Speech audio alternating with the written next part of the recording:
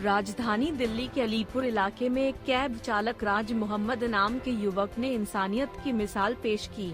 अपने काम से घर वापस लौट रहे कैब चालक राज मोहम्मद ने हाईवे 44 साई मंदिर के पास घायल पड़ी 2 युवतियों को अपनी गाड़ी में ही इलाज के लिए अस्पताल पहुंचाए। में एक युवती की जान बचाई और दूसरी लड़की को डॉक्टरों ने मृत घोषित किया। दरअसल अलीपुर इलाके से राज मोहम्मद नाम का एक युवक अपने काम से घर लौट रहा था।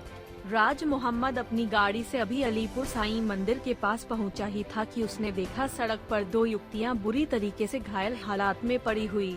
आसपास लोगों की भीड़ जमा थी, लेकिन कोई भी मदद करने के लिए आगे नहीं आ रहा था। कई बार पुलिस को कॉल की गई, लेकिन देरी होते देख युवक ने खुद ही अपनी गाड़ी में दोनों घायल युवतियों को बैठाया और दिल्ली के नरेला स्थित राजा हरिश्चंद्र अस्पताल ले गए, जहां युवतियों को इलाज के लिए मना कर दिया और कहा ही ये हॉस्पिटल कोविड-19 वाले मरीजों के लिए बन चुका है, जिसके चलते यहां इलाज नहीं हो सकता। घायल युवती कार में अपनी आखिरी सांसें ले रही थी और दर्द से तड़प रही थी। कैब चालक राज मोहम्मद अपनी गाड़ी से ही उन युवतियों को कई निजी अस्पताल में भी लेकर गए, लेकिन वहां भी इलाज नहीं हुआ। आखिरकार चक्कर काटते हुए युवक उन दोनों युवतियों को इलाज के लिए पुटखुर्द के महर्षि वाल्मीकि लेकर पहुंचे, जहां डॉक्टरों ने एक युवती को मृत घोषित कर दिया और दूसरी युवती की जान बचाई गई। कैब चालक की इस इंसानियत की मिसाल कायम करने वाले कैब चालक राज मोहम्मद की तारीफ खुद दिल्ली पुलिस व हॉस्पिटल प्रशासन कर रहा है।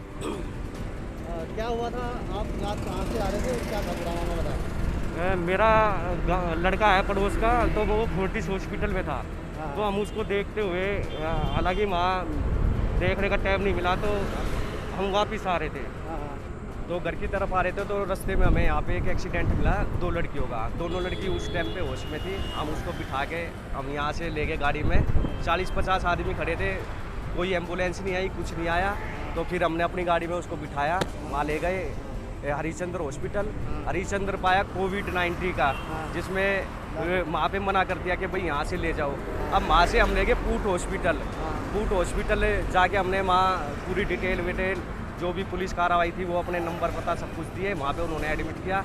उनमें से एक लड़की की डेथ हो गई और दूसरी अभी सीरियस है।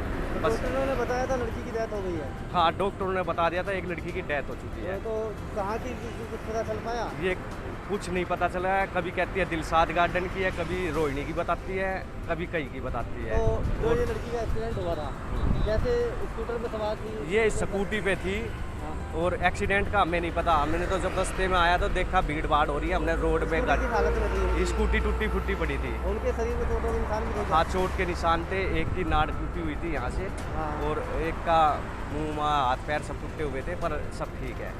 बताया गया कि इलाज में देरी होने के कारण युवती की मौत हो गई, लेकिन अब इसका जिम्मेदार कौन है, यह सवाल खड़े होते हैं। क्योंकि अगर हरिश्चंद्र अस्पताल में समय पर इलाज हो जाता है तो शायद एक युवती की जिंदगी बच सकती थी। फिलहाल दूसरी युवती की हालत खतरे से बाहर है।